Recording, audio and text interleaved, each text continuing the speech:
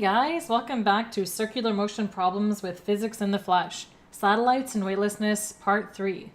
What will a spring scale read for the weight of a 57 kilogram woman in an elevator that moves A, upward with a constant speed of 6.3 meters per second, B, downward with a constant speed of 6.3 meters per second, C, upward with an acceleration of 0.35 g, and D, downward with an acceleration of 0.35 g, and finally E, in free fall. Okay, so this question does seem a bit long, but it's actually pretty straightforward.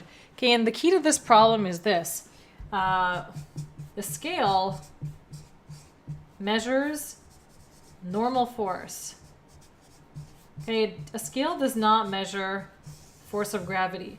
Your weight is your force of gravity, but what the scale measures is the normal force, right? Because your weight pushes down on the scale pushes back up on you. Okay, so the amount that the scale has to push back up on you, that's called the normal force. Okay, so if we were to draw a very simple free body diagram of a person, this woman in the elevator, it would look something like this.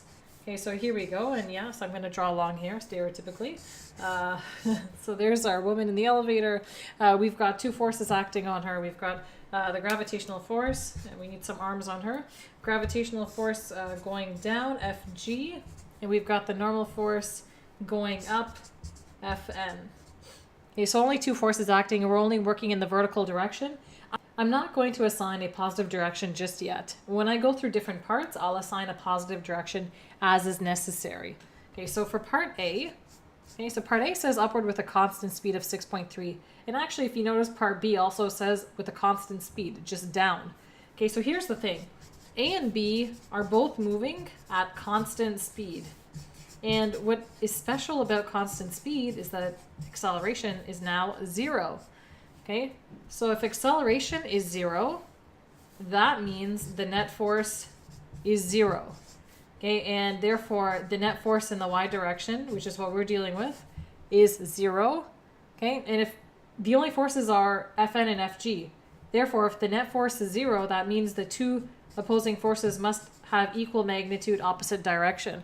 So Fn equals Fg, and because Fg is mg, right, therefore Fn has to equal mg as well. Okay, so therefore Fn equals mg. Okay, our mass is 57 kilograms. Our g is 9.8 newtons per kilogram. Multiply the two of those together, you're going to get 558.6 newtons. And based on our problem, we have a maximum of 2 sig figs, so our final answer must be accounted for to a max of 2 sig figs. So I'm going to round that to 5.6 times 10 to the 2 newtons.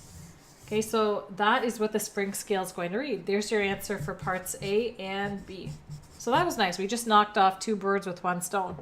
For part C, okay, upward with an acceleration of 0.35 g. Now, because we're accelerating upwards here, I'm going to let up be the positive direction for part C.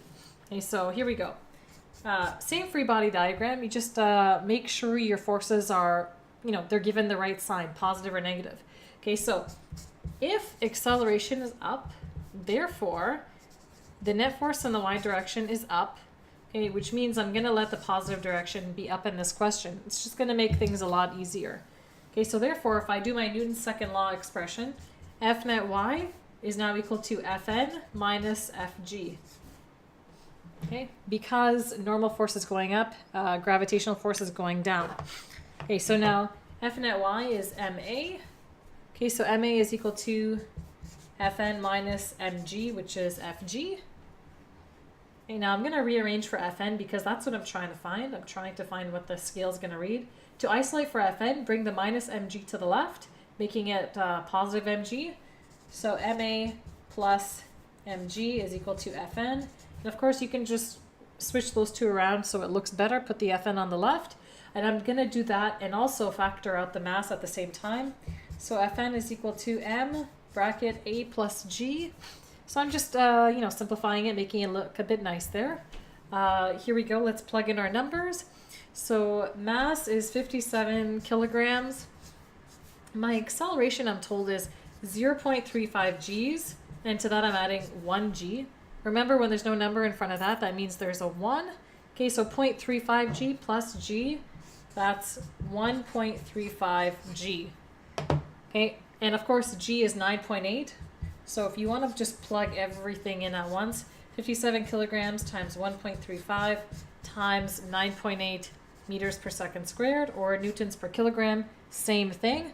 Punch that in your calculator and you are going to get the normal force to be 7.54 times 10 to the 2 newtons. Okay, so there's your answer for part C. Now be careful, although part D says downward with an acceleration of 0.35 g, you're not going to get the same answer. Okay, because now in this part we were going upward, which means we did Fn minus Fg. In this case we're going to do Fg minus Fn. So when you subtract two things, you don't get the same result every time. Okay, so here's our result for part C, accelerating upward. Now let's see what would happen if we actually accelerated downward. Okay, so same process, just be careful with your signs. Okay, so for part D, if acceleration is down, therefore my net force is going to be down. So you know what? I'm just going to let my positive direction be down. This is going to make solving the problem a lot easier. So here we go. Newton's second law. F net y is equal to, this time because down is positive, I'm going to do Fg minus Fn. F net y is ma. So ma is equal to Fg minus Fn. Isolate for Fn, I'm going to bring that to the left, bring the ma to the right, making it minus. So Fn is equal to mg minus ma. Okay, factor out the mass just like we did before, and you get m bracket g minus a. Okay, so here we go. Let's plug in our numbers. 57 kilograms g. So g minus 0.35 g. Okay, plug in. Here we go. 57 kilograms.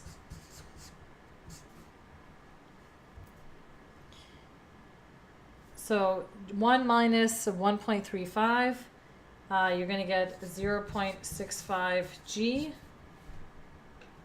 Okay, so we've got 0.65 g. Okay, so and g is 9.8, so we just do 57 kg times 0.65 times 9.8 meters per second squared. When you plug that in, you are going to get, you're going to get a normal force of 3.63 times 10 to the 2 newtons. Okay, now let's see, I believe actually in part C we didn't round to 2 sig figs. So let me just round each one of these to 2 sig figs. Okay, so for this part, if you want to round it accurately, you're going to get 3.6 times 10 to the 2 newtons. Okay, and let's just flip back to part C here, because I think part C we left it, in 3 sig figs. Let's just round that 7.5 times 10 to the 2 newtons. If you caught that mistake, good job. I did not catch that till the very end. Okay, so there's part D. And finally, let's do part E if you're in free fall. Now, free fall is an interesting case.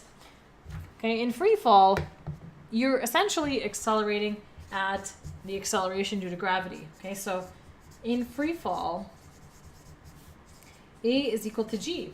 Okay, so you're accelerating down. I'm going to let, therefore, downwards be positive. Okay, so we do our Newton's second law. F net y is equal to, because down is positive, we're going to have Fn be negative plus Fg. Okay, I'm going to bring that minus Fn to the left, making it positive. Okay, the F net y is going to come to the right, making it negative, and F net y is ma, so it becomes minus ma plus mg, and we just said that a is equal to g, so the a, I'm going to replace that with the g, so negative mg plus mg equals 0. So the normal force is 0 newtons, and that makes sense. If you're in free fall, you're not going to be making contact with that scale anymore, hence it's going to read a weight of 0. You're weightless.